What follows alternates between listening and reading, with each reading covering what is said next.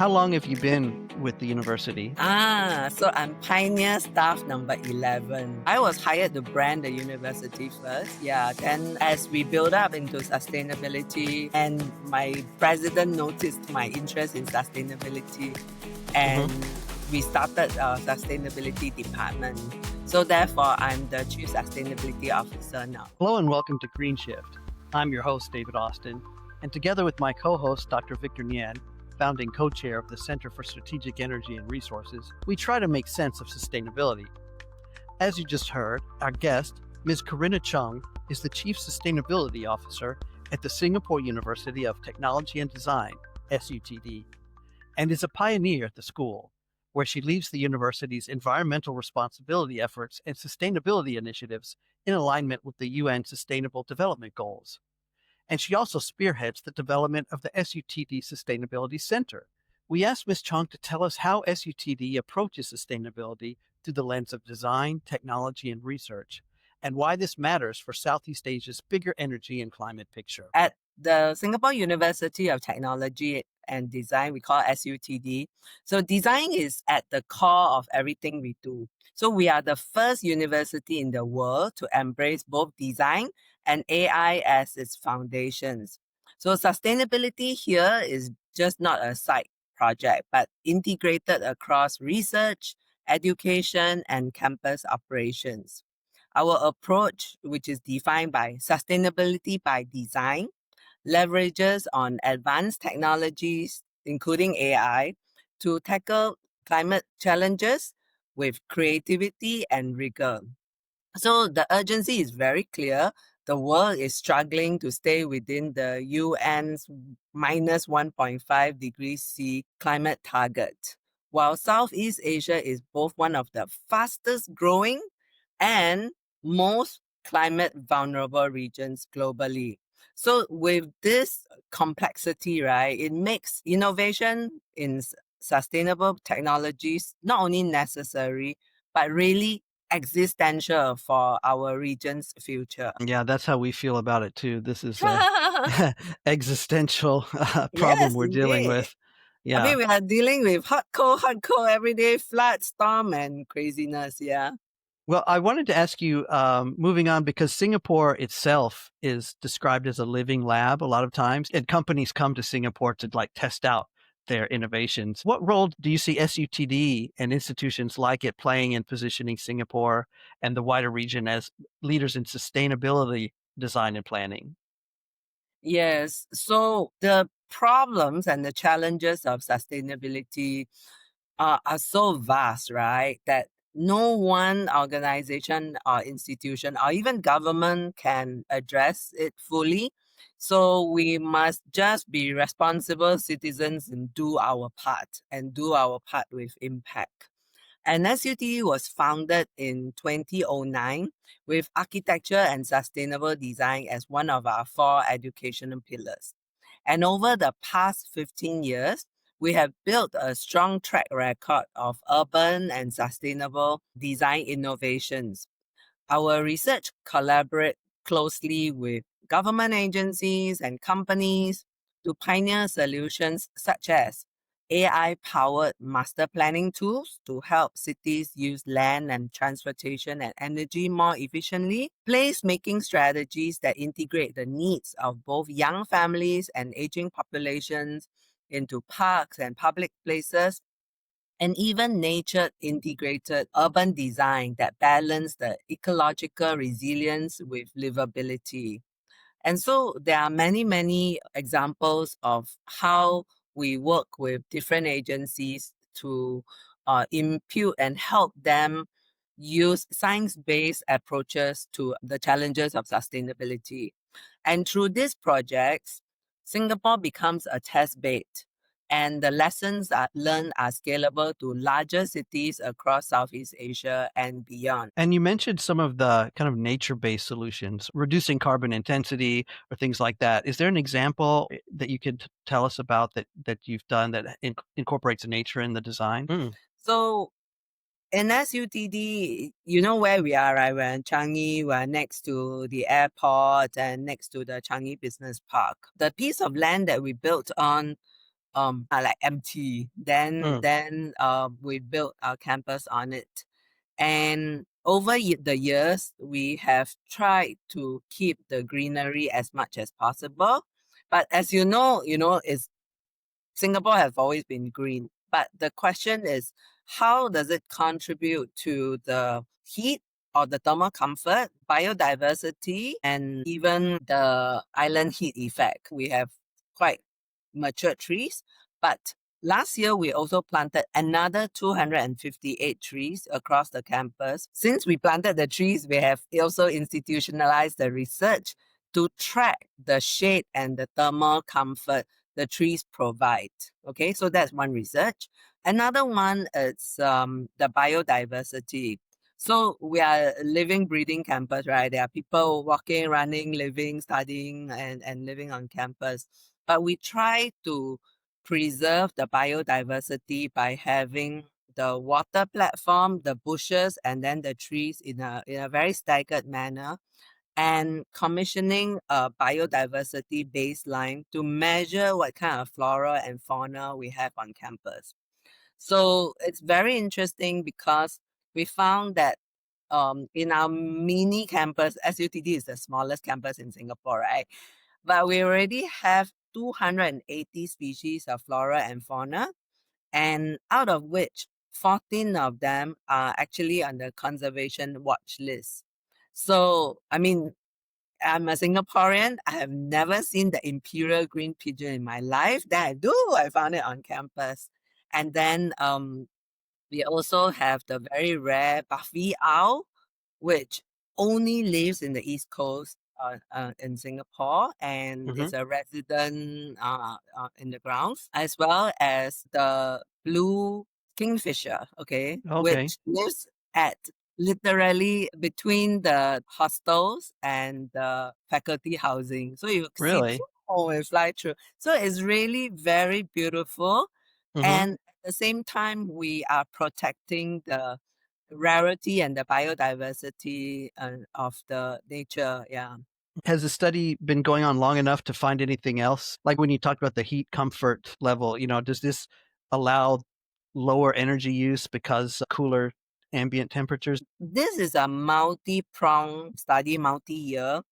We had initially done a piece of work on the theoretical and software basis to project based on sample of trees to see how much they provide in terms of shade, in terms of cooling, etc. Okay.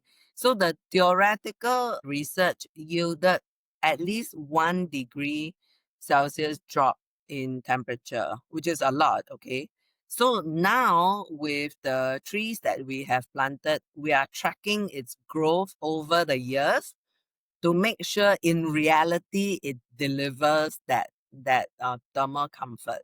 So I Hmm. must say that it's a research that is ongoing, Hmm. and as the trees grow bigger, then we will have a higher certainty. So we Hmm. are waiting, over the years to Yeah, to to track it. Yeah, that's fascinating. fun, And right? yeah, Yeah. it is. And, I'm glad just to see that it's nice to see trees being valued. Yeah, I must say that thanks to our founding leader, right, Lee Kuan Hmm. Yew, we have enjoyed the benefit of trees since like when I was growing up, right? Hmm. And but we never scientifically really measured its comfort and what kind of lowering of temperature it delivers. I mean, Hmm. instinctively, you know that, oh, you stand under a tree in a hot sun, it's shady, it's cool, Right. and so on. Hmm. But what exactly, what degree Celsius does it deliver and that kind of stuff? Hmm. It's being measured now, and Hmm. yeah, I'm very excited to know eventually Yeah. how many degrees the trees deliver. I know that that kind of touches on other things that our research has shown that that you're working on, which is, building codes, AI, robotics, master planning. Are there any other research projects that demonstrate how this integrated design delivers climate and energy solutions at scale? We have many, many examples. It is important to note, right, that universities focus on research and invention. But to achieve the scale, okay, these research breakthroughs need commercialization by startups or adoption by industry in order to grow them and really impact the world.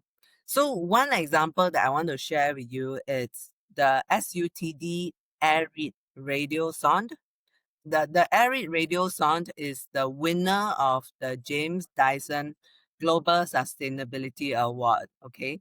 And what it does is that, currently when the weather companies measure the atmospheric data, they use weather balloons where they launch single-use radiosondes twice a day to capture the atmospheric data.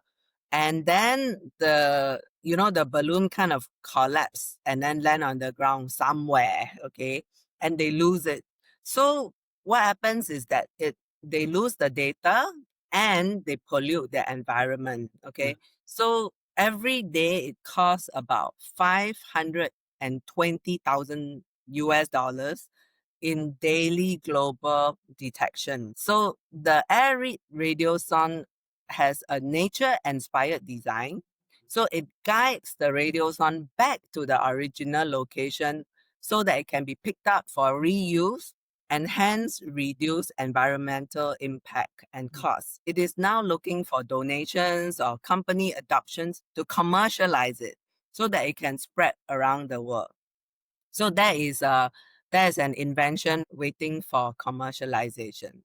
Another example that I have is the SUTD cleaning robots, okay, where since we started in like 2010, okay, the SUTD researchers have been developing these autonomous cleaning robots. And lo and behold, we hit the pandemic. And when COVID-19 hit, demand surged for robotic cleaners because all the humans were in lockdown, right? So we had this startup called Lion's Bot. It was based on the IP of SUTD's research. And it scaled rapidly because everybody needed robotic cleaners. And today, Lion's Bot is the third most deployed cleaning robot brand globally. So this shows how design-led invention need to have commercial innovation and adoption paired with the entrepreneurial drive to move from lab to market and make a global impact. So it has huge potential to contribute to safer and more efficient and more sustainable urban systems. Are there any other examples of how this has helped contribute to Southeast Asia more broadly? And if there's anything about global climate action that you can point to, maybe some story that people haven't heard about that shows kind of the region's growing leadership. Do you have any other examples to share? So, for example, in Thailand, you were quite interested in nature-based urban design. So this place called Kochakon Virakum, is a porous city network. It captures and reuses 1 million gallons of rainwater through wetlands and detention lawns. And then the other one, some parts of Thailand can be very built up, but the Thammasat Urban Farm is Asia's largest organic rooftop farm, okay? So it functions like a paddy terrace to slow the runoff and at the same time produce food. So I think it's very, very interesting. Wow. Okay. And then in Malaysia, there's this house called the S11 house, which was designed by Dr. Tan Lukman, in PJ, Petaling Jaya. So it is Malaysia's first green building index platinum rated house. So it's not only a beautiful house, but it features solar panel, rainwater harvesting, evaporative cooling pools, composting, as well as passive design elements to reduce dependency on air conditioning. So it is like a living laboratory for sustainable design. So this then becomes a showcase, Mhm. for other architects and other developers to adopt in terms of the design, and how can they design other housing that's less dependent on air conditioning. Right. And then, of course, I firmly believe that sustainability needs to be profitable, needs to be financially viable as well. Hmm. Otherwise, it's just a buzzword that, like fashion, it comes and goes. So people have been putting money, in terms of what they believe in as well. And this company called Helios, which was launched by the Wave Maker Impact Accelerator, uses integrated solar mortgages financing for residential solar installations in Philippines, so that they partner local banks to make solar powered housing and adoption more affordable. And so there are many, many examples of this which give a lot of learning examples to people who are trying to get on to be more sustainable but don't know how. Okay. Right. But in today's term, I would say the don't know how is not acceptable anymore, because with technology, with Google, with ChatGPT, you kind of have an idea how to, and then Hmm. the homework you need to do is really getting deeper and getting hands on and working with partners like SUTD Hmm. to make it happen. Yeah, very fascinating. You mentioned that Thailand's built up, so many parts of Thailand are built up, and all of Southeast Asia is largely urbanizing really quickly. Does this present opportunities for some of them to leapfrog traditional models? And if so, can you tell us how SUTD is playing a part in that? I truly think so, especially when it comes to urbanization, it comes to city planning, etc. You can always take the learnings from the past however number of years that you have data and combine all of them and really leapfrog the traditional models to embed equitable infrastructure. Southeast Asia can have a second chance moment, unlike older cities in Europe or North America, because we are still talking about new cities or expansion or redesigning. Okay. That gives government and developers an opportunities to leapfrog outdated carbon intensive models and then embed sustainability as a key principle, which was maybe previously never considered as important enough. Now, you have this new consideration that becomes much more important, and it provides a lot of equity as well in terms of the stakeholders, which not only include human, but the biodiversity, nature as well, and so on. So that forms a brand new DNA in terms of the priorities and the new infrastructure design. So an example would be sustainable mobility from the start. Instead of making certain number of roads and a car-centric development, maybe cities can prioritize, first of all, mass rapid transports first, in terms of whether the rail integrated system, active mobility where neighborhoods are walkable and cyclable, rather than it being a last thought, not even a second thought. Okay. And the other one is electrification, especially in cities in Southeast Asia that have the luxury of natural resources, for example, like thermal or water or wind. They can actually power EV charging infrastructure in a very clean manner. You can develop electrification as means of energy for nature driven, for transportation, for heating, cooling, etc., etc., for the future city. And then it makes it carbon emission free to a certain extent from day one. Does that make sense? Absolutely. Yeah, I think I'm definitely going to echo what Corinna is saying about, city planning and especially transport planning. I'm a fan of traveling around the region, enjoying the food and some of the sceneries. So one of the main things that get into my face is really when you get to KL, you get to Bangkok. It is not so much the food that gets into your head first; it's the traffic. It's the traffic jam. The moment you're out of the airport, you're in the traffic. Right. The moment you want to go for a nice dinner, you're in traffic. And the moment you want to go and meet your friend, you're in traffic. So, at least I think in Singapore, I mean, although the car populations are growing, I think we are still reasonably okay in terms of the speed of movement and efficiency of movement. But it's getting crowded. But still, we're managing it. But so actually, my question is, if you look at how Singapore is developing it, leveraging on the capabilities of universities and research centers, whether or how do you see that Singapore could become a role model for example, future city development in the region?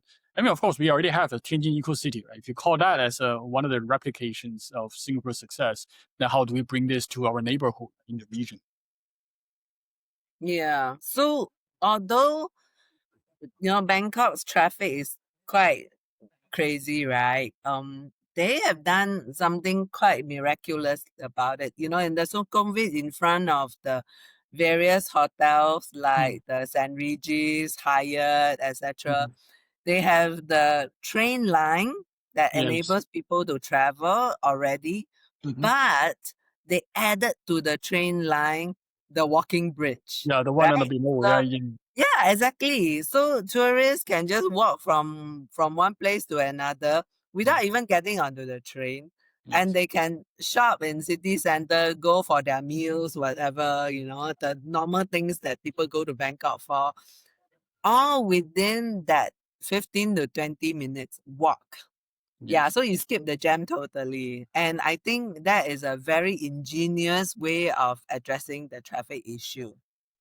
Yes, definitely it is. I mean, that's really something that was great. I mean, you can literally walk to, yeah, I mean, within a 30 minutes distance. So I'm sure we can do something about downtown for Singapore or Tianjin or Shanghai.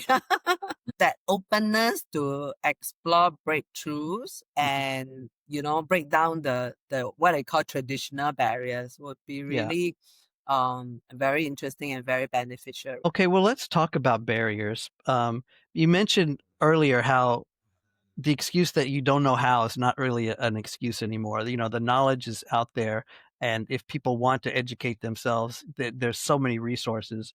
So the other barriers are going to be, whether they're political or financial or whatever. What do you see the big barriers facing all of us here in Southeast Asia and more widely in Asia that are limiting our ability to change to more climate friendly or sustainable practices? Oh, that is an absolutely great question. Southeast Asia is still growing, so it's full of promises. But you're right that the real bottlenecks are really less about ideas and more about markets and financial realities. So some of the biggest obstacle that repeatedly show up when we are talking about sustainable design and technology is that high cost of capital. Okay, so green projects often face interest rate 2 to 3 times higher than in developed markets. That's because they find, so in industry term they call it a green premium. But if you flip the problem the other way around, investing in green technology allows you to expand the longevity of your company.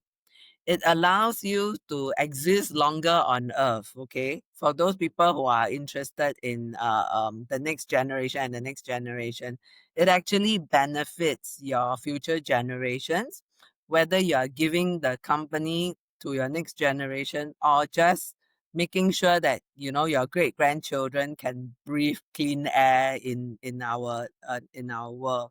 So because of the lack of understanding, right, the perceived risks among banks and investors find that renewable or circular economy projects, they think it is experimental, it's lacking in track record, so it makes them cautious. Okay, but if you look at Chat GPT, it is also a very new phenomenon.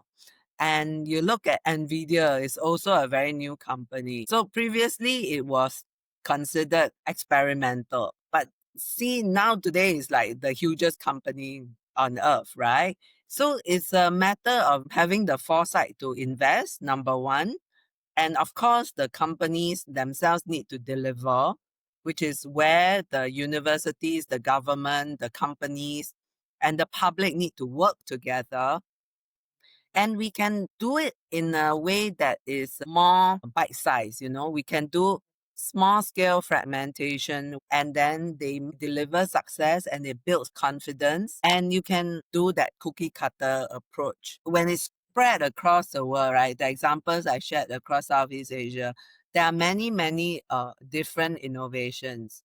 And therefore, the different governments also need to be open-minded and evaluate them for their own risk and success, and then continue to be patient and plow back the investments and the profits with a long-term horizon, rather than 1-2 years it doesn't make money and then you run away. So the next one is actually governance and policy. Because of the inconsistent regulations and policies, it's not a very good support, okay, for sustainability. We really need to be very concerted and very long-term thinking in terms of eradicating a certain issue. So I can give you an example, right? In Singapore, the government wanted to clean up all our waterways. So the Singapore River used to be a smelly, dirty, kind of dirty canal that nobody want to go near it, okay? Because it's so smelly.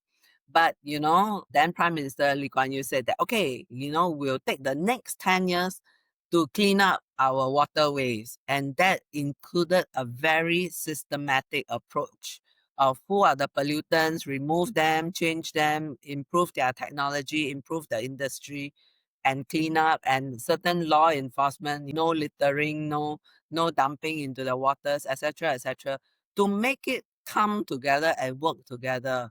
And today, our Singapore River is a beautiful tourist attraction. No more smells, the water green, and you can have even tourist taxi on the water to tour the whole place.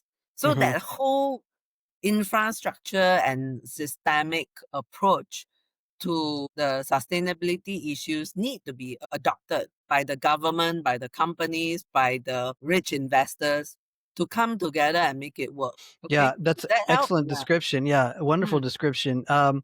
Besides just communication and trying to spread the word, how else can we make that happen? How else can we help that kind of integration? Is there anything on your wish list or anything that would make your life easier in that regard?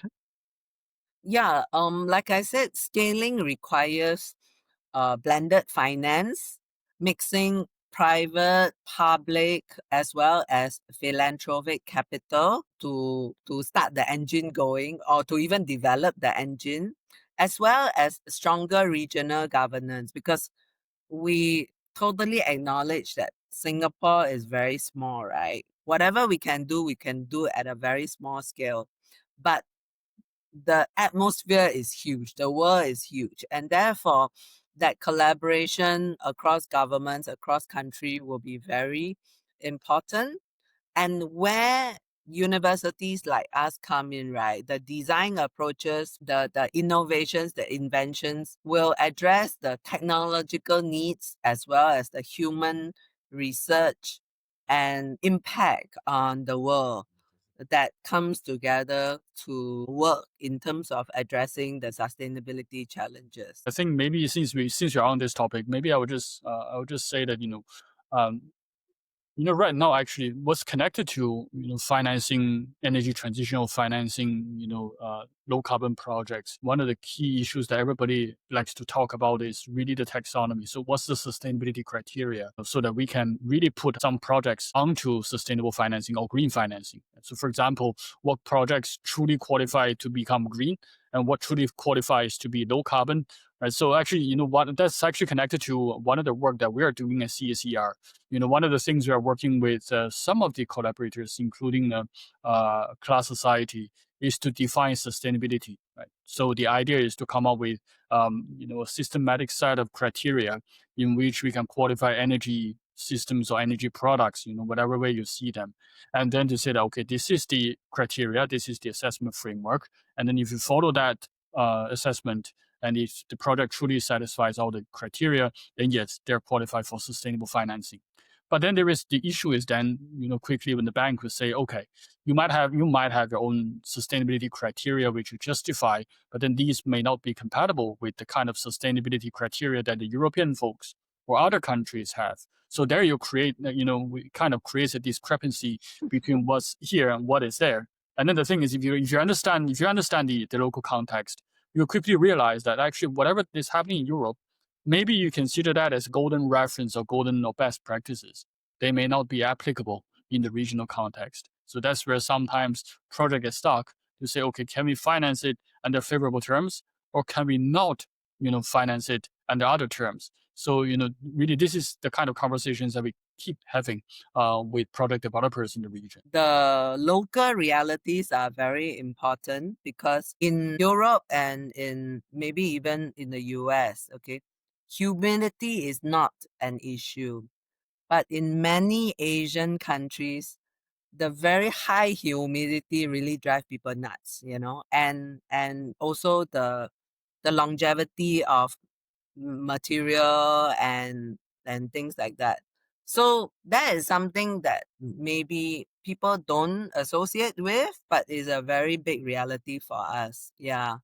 Another framework that might be worth examining will be the United Nations Science-Based Platform, where you can pick some of them and then see what works for the Asian context. Then you have some basis of a framework that is acknowledged across the world. Then you kind of modify that to local context. Might be easier than developing it from scratch. Well, I mean, we're not reinventing the wheel, that's for sure. But what we're doing is what we're taking is the second version of the ASEAN taxonomy. Actually, at the time was the first version.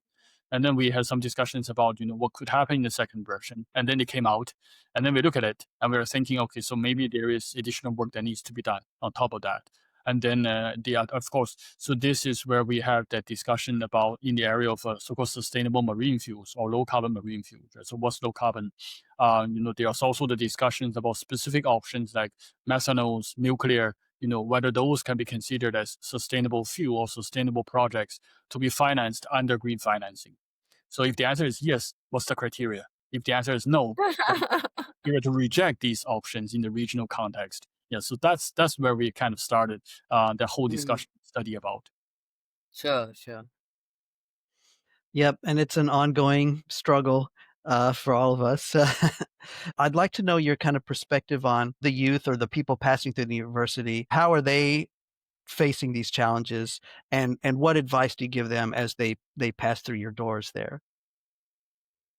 Yeah, so I feel that we should really start from the young and not just at university level to expose students to the need for sustainability and sustainable practices on a personal level, family level, and then you can go to whether it's at the work level, at university level, etc. So the younger we start students off with the awareness of needing to save our earth, the better.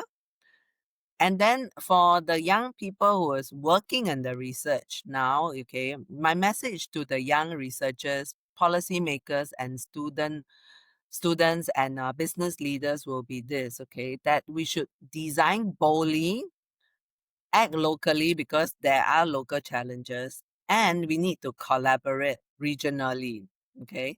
And then we face the challenges together because they are very, very complex, but there are also opportunities to create a future together that's sustainable by design, not just for Southeast Asia, but also for the world. So Therefore, the more we work together as a region, the better it will be for our collective future. So thank you very much for a chance to share SUTD's journey as well as my ideas.